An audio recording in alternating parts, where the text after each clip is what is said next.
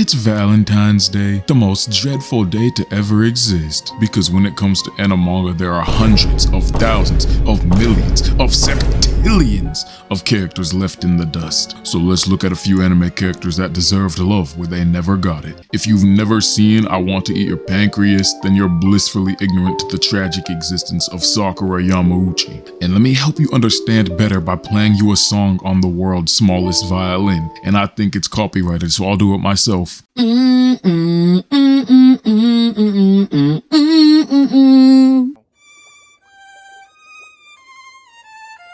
you get out of here? Sakura was sick.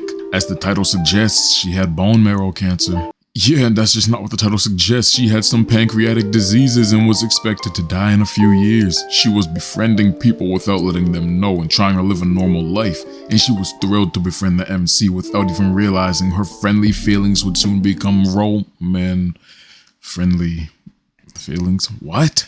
Romantic feelings for him. Now when the movie starts, we know that she dies. That's literally like the first scene, but spoiler alert, by the end of the movie, we learn that her death wasn't due to her disease. No, she was murdered. And it's sad when you think about it. A girl afraid of her impending doom, trying her hardest to live life to the fullest, only to have it preemptively stripped from her. Had she been given a chance to live out her last few remaining years, maybe she could have found the love she always wanted. And that's the least this cinnamon roll deserved. Miku Nakano from the Quintessential Joints used to be my favorite Quint. I watched the show twice, I've read the manga, I've seen the movie, I've seen the specials, I've read the manga again, I've watched the anime again. After all of that, Miku dropped from that #1 spot down to the 3/4 spot. And the reason for that is because I grew up and watched the show properly. You need to do the same thing. But while I'm not particularly a Miku fan anymore, I will say she deserves some appreciation. She was the second Quint to accept the MC, and she actually had a major development arc contrary to belief. And while yes, she did practically become a recycled sister in season 2 and beyond, it's because her development was more focused on herself rather than the MC. Sure, he set things in motion, but Miku's battle was internal as opposed to the external one of her sisters. She went from shy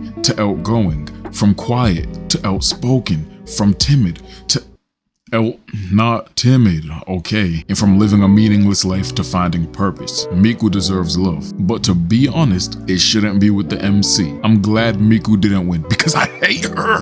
I'm glad Miku didn't win because the MC honestly never reciprocated the feeling towards her. Each of the other 4 sisters managed to get him flustered and get his heart racing, some without even trying. But with Miku, the MC becomes more dense than usual, and he failed to recognize a single one of her attempts. And as much as I hate to say it, Miku deserves better than this dimhead. Obito deserved more than just love. He deserved closure. Yes, he got hit by Talk no Jutsu by the end of his story, but that's lame considering all the bill he went through. I mean, this dude is like Naruto's parallel in the sense that they both sucked, but while one became accepted and heroic, the other became outcasted and made a villain. He was crushed trying to save one of the only people that accepted him, passed on his power to the same dude. Then when he was saved and things were looking up for him finally, he was forced to watch his most trusted confidant body his one and only true love in brutal fashion. Why did I say that like it was a good thing? But no, not only did he have to witness that, it drove him to insanity because he never got closure on what actually happened then. So, the former kid with potential for greatness became a pawn and a puppet to an overly strategized plan to get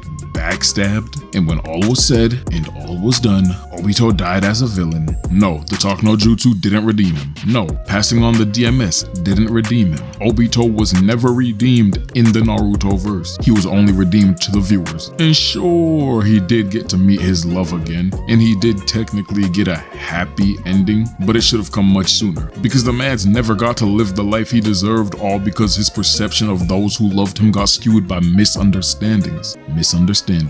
The story of Valentine's Day. And that's the show, folks. Which anime character deserved more love? And comment more video ideas. I'ma catch y'all boys and girls in the next one, alright? We out this piece.